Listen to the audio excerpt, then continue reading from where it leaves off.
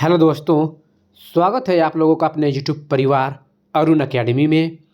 आज का टॉपिक होगा हिंदी टैग वर्ड्स, जो पॉजिटिव और निगेटिव क्या होता है।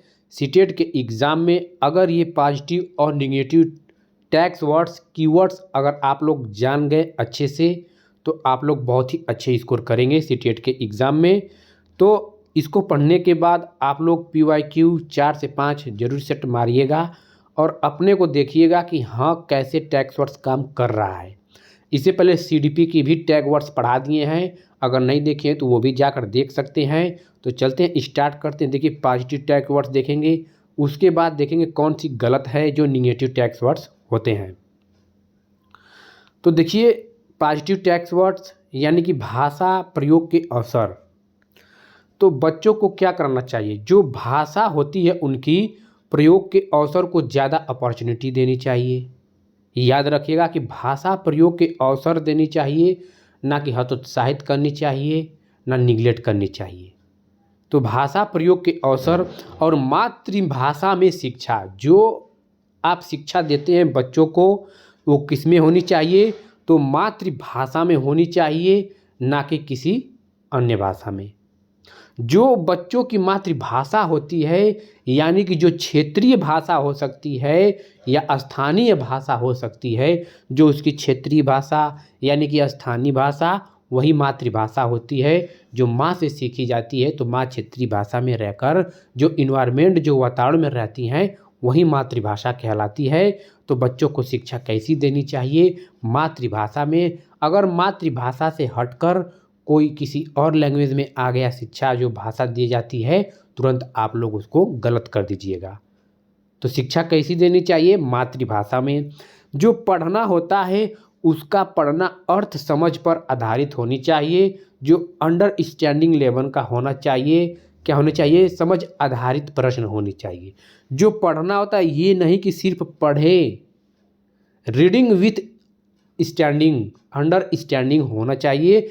ये आप लोग याद रखिएगा। उसका अर्थ समझ में आए तो अर्थ समझ पर जोर देना चाहिए। ये नहीं कि सिर्फ पढ़ने, हम तेज पढ़े धीमे पढ़े, नहीं। तो पढ़ने का मतलब क्या है, अर्थ समझकर। भाषा अर्जन, देखिए भाषा अर्जन ये सब पॉजिटिव टैग्स वर्ड्स हैं। दे देगा कि निम्नलिखित में से कौन सा सही है, तो आप लोग सही देख सकते हैं। और अगर आप लोग को नहीं भी आ रहा है कि इसमें से कौन सा सही है, कोई अदर, जैसे आप लोग को ऐसा वर्ड्स आ गया जो नहीं समझ में आ रहा है, तो जो आप लोग क्या करिएगा, ये निगेटिव टैग्स वर्ड्स हैं।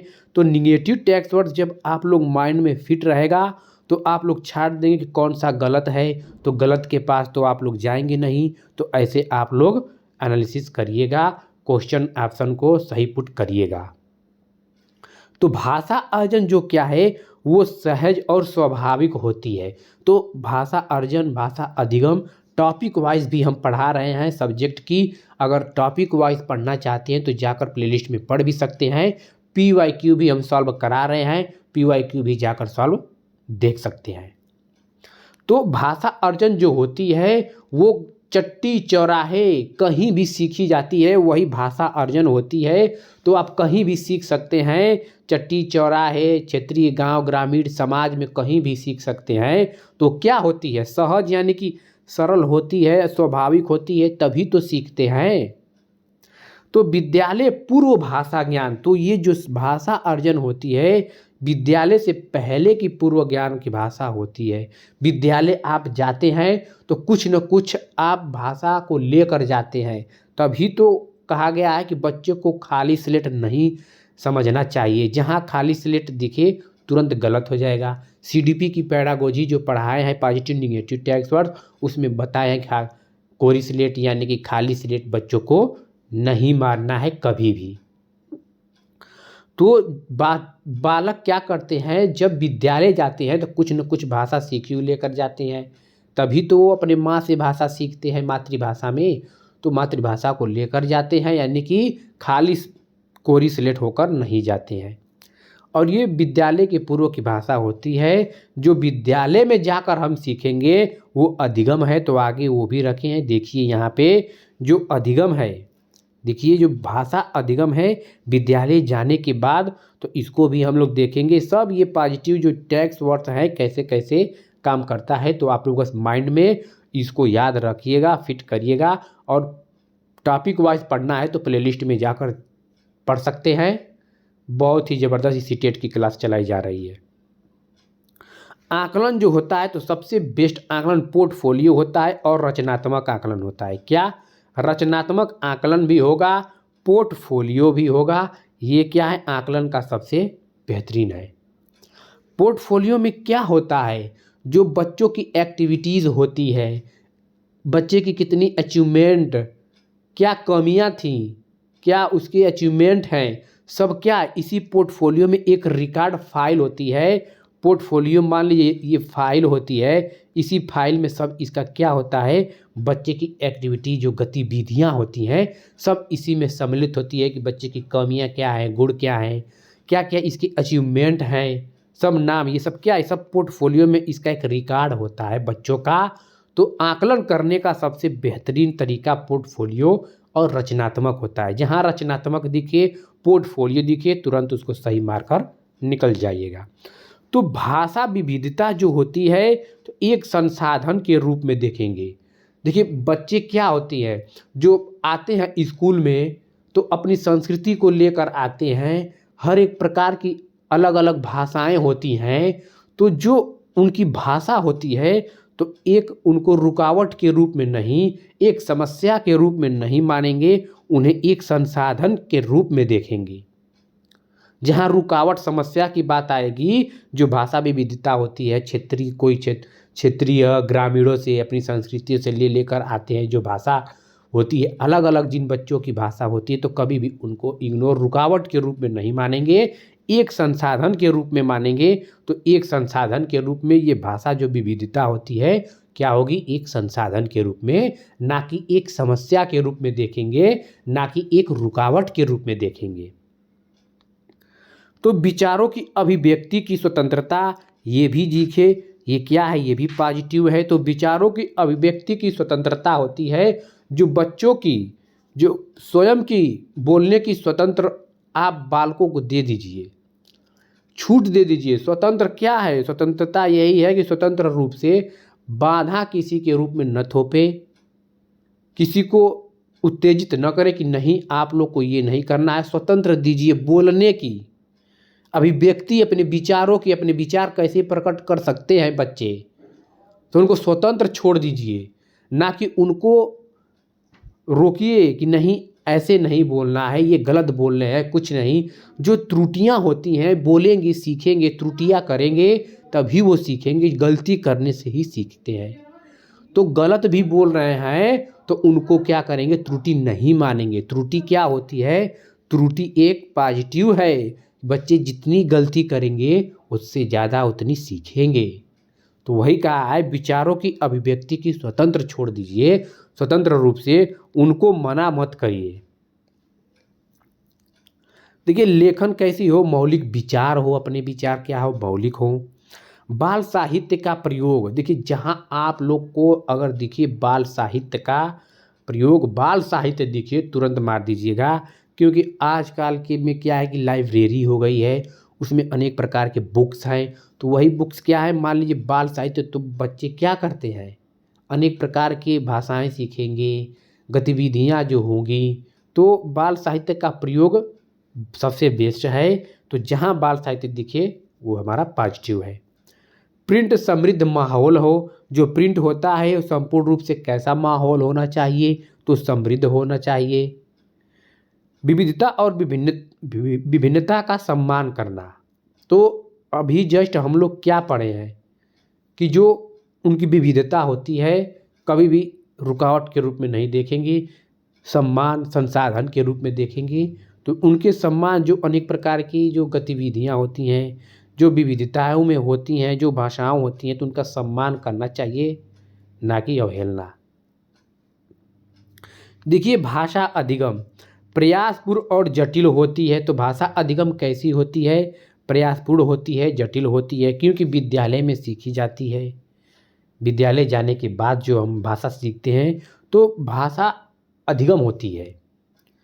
क्योंकि अगर हम इंग्लिश, हमारा जो मातृभाषा हिंदी है, तो हम और कोई लैंग्वेज सीख रहे हैं विद्यालय में, अगर कोई ग्रामर इंग्लिश सीख रहे हैं तो हम प्रयास कर रहे हैं ना, तो जटिल के रूप में ही तो है।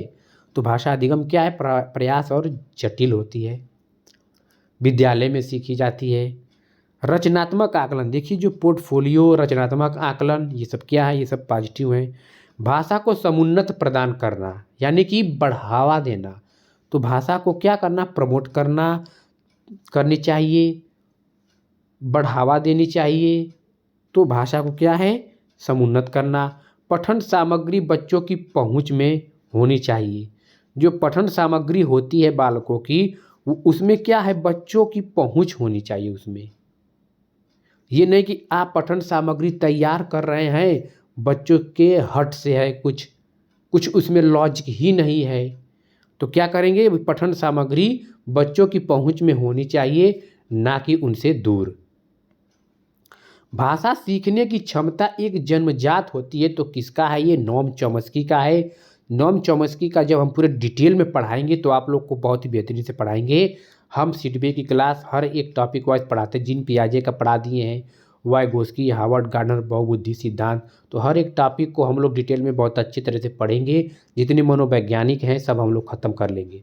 तो यहाँ पे बस जानिए कि भाषा से संबंधित जो होती है, तो भाषा सीखने की जो क्षमता जन्मजात होती है बच्चों में, वो नोम चॉम्स्की का है। इसके पास जाइएगा, नोम चॉम्स्की के। इन्होंने कहा कि उसमें बच्चों में क्या एक सार्वभौमिक व्याकरण होती है, यूनिवर्सल ग्रामर। तो याद रखिएगा ये किसका है? तो नोम चॉम्स्की का है। निगेटिव टैग वर्ड्स देख लेते हैं। देखिए केवल हुआ, सिर्फ, ही, भी। देखिए ओनली, अगर आप लोग इंग्लिश से अगर कोरिलेट करके हिंदी पढ़ रहे हैं तो गलत करेंगे आप लोग, क्योंकि हिंदी का उसमें इंग्लिश वर्जन नहीं रहता है। तो बस इतना ना कि हिंदी जब पढ़िएगा आप लोग तो हिंदी के रूप में ही देखिएगा, ना कि इंग्लिश का अर्थ उससे कोरिलेट करके याद करते रहिएगा। यहाँ पे केवल सिर्फ ही दिया रहेगा, इसका इंग्लिश वर्जन नहीं रहेगा। जब एग्ज़ाम हॉल में बैठेंगे या बैठेंगी तो उसमें सिर्फ और सिर्फ हिंदी ही रहेगा, हिंदी की पेपर में, उसके साथ इंग्लिश नहीं रहेगा। सीडीपी के रहेगा तो इंग्लिश दे देगा, ठीक है, ये सब तो आप लोग मैनेज कर लेंगे। बट जो हिंदी रहेगा सिर्फ और सिर्फ हिंदी में ही रहेगा। तो आप जब सीटेट के लिए ये जब हिंदी पढ़ रहे हैं तो सिर्फ हिंदी को हिंदी के रूप में ही याद करिए, हिंदी के रूप में ही समझिए, ना कि उसे कोरिलेट इंग्लिश करके, क्योंकि इंग्लिश उसमें नहीं रहेगा, तब आप गड़बड़ा जाएंगे। हिंदी को हिंदी के रूप में देखकर आप लोग पढ़ेंगे, समझेंगे, तो बहुत अच्छा नंबर कर लेंगे। तो निगेटिव जो है केवल, सिर्फ और ही, भी, ये निगेटिव आ जाएगा। मानकीकृत, मानक भाषा पर बल, जहाँ मानकीकृत यानी कि मानक भाषा पे बल दिया जाएगा तुरंत वो गलत हो जाएगा। वैज्ञानिक शब्दावली दिखे, गलत हो जाएगा। व्याकरण, हमें ये रूल नियम क्या है, व्याकरण का नहीं पढ़ाना है। पहले हम लोग पढ़ते थे, पहले में क्या होता था, ता है, ती है, ते है, रटवा देते थे एकदम। तो हमें इस पे नहीं, क्योंकि हमें बच्चों को अगर शिक्षा देना है तो अंडरस्टैंडिंग लेवल पे देना है, समझ पर आधारित प्रश्न देना है। तो व्याकरण जो रूल है ग्रामर का, हमें रटवाना नहीं है, स्मरण को याद करना, जहाँ स्मरण जिस ऑप्शन में दिखे याद आ जाए, रटना, कंठस्थ कराना, ये सब निगेटिव, सब गलत हो जाएंगे। सुंदर लेखन या लिखावट पर, देखिए सुंदर लेखन सही है, आप लिख रहे हैं, सुंदर लेखन अच्छी है, लेकिन अगर सिर्फ और सिर्फ इसी पे बल दिया जाए तो वो गलत हो जाएगा। क्योंकि प्रत्येक बालक, कोई सुंदर लिख रहा है, कोई उससे खराब लिख रहा है, कोई उससे, बहुत लोग, मान लीजिए 50 बालक हैं, तो हर एक किसी की राइटिंग जो है, लेखन लिखेगा तो एक सुंदर तो नहीं ना लिखेगा, किसी का अच्छा होगा तो किसी का कम होगा। जब एक लेटर की बात, सुंदरता की बात आ जाए तो आप बहुत अच्छी तरह से उसको लिख सकते हैं। तो हम ये नहीं कह सकते हैं कि सिर्फ और सिर्फ उस पर बल दें, लेकिन हाँ कुछ हद तक सही है सुंदर लेखन, जो लेटर लिख रहे हैं तो अच्छी तरह से लिखना है। हमारे जब सुंदर लेखन की बात की जाए तो वहाँ पे हम सुंदर लेख लिखेंगे। पाठ्य पुस्तक पे बल नहीं देना है, बाल केंद्रित शिक्षा पे बल देना है। किस पे? हमारा जो शिक्षा है वो किस पे है, तो बाल केंद्रित हो, ना कि शिक्षा ना कि अध्यापक पे हो और ना कि पाठ्य पुस्तक पे हो। मातृभाषा को अनदेखा नहीं करेंगे, हम मातृभाषा को बढ़ावा देंगे। तो जहाँ अनदेखा की बात कर जाए मातृभाषा, वो तुरंत गलत हो जाएगा। काव्यात्मक भाषा होनी चाहिए जो उसमें एक सुसंगठित हो। बच्चों की तुलना करना, देखिए जहाँ बच्चों की तुलना की जाए तुरंत गलत हो जाएगा। मानकीकृत परीक्षण नहीं करना है। औपचारिक भाषा पर सिर्फ बल नहीं देना है। उच्च स्तरीय चिंतन नहीं है। और बच्चे निष्क्रिय प्राप्तकर्ता जहाँ आ जाए वो भी गलत। कभी भी बच्चे को निष्क्रिय के रूप में नहीं देखेंगे, एक्टिव यानी कि सक्रिय रूप से देखेंगे। जो अध्यापक होंगे वो भी सक्रिय रहेंगे, अध्यापक का भी निष्क्रिय आ जाएगा तो वो भी गलत। जहाँ आपको रोजगार की बात अगर कर दी तुरंत वो ऑप्शन गलत हो जाएगा। तो रोजगार की बात हमें नहीं करनी है। बच्चे को रोजगार के लिए हमें नहीं पढ़ाना है भाई, वो गलत हो जाएगा। तो याद रखिएगा जहाँ रोजगार की बात आ जाए वो क्या करेंगे, गलत हो जाएगी। तो आई होप आप लोग को वीडियो अच्छा लगा हो। अच्छा लगा हो तो चैनल को लाइक, सब्सक्राइब, शेयर, कमेंट कर दीजिए जिससे हमें मोटिवेट मिलता रहे। ठीक है दोस्तों, आप लोग का बहुत बहुत धन्यवाद।